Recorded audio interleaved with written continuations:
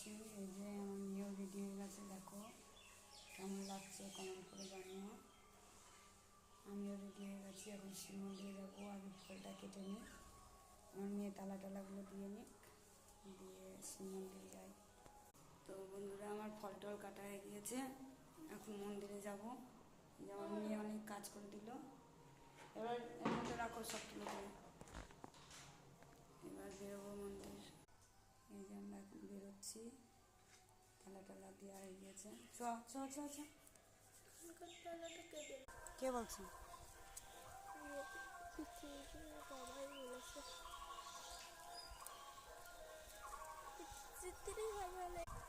বাবা নিয়ে যায় না, তাই কোনো বাইরেও যায় না।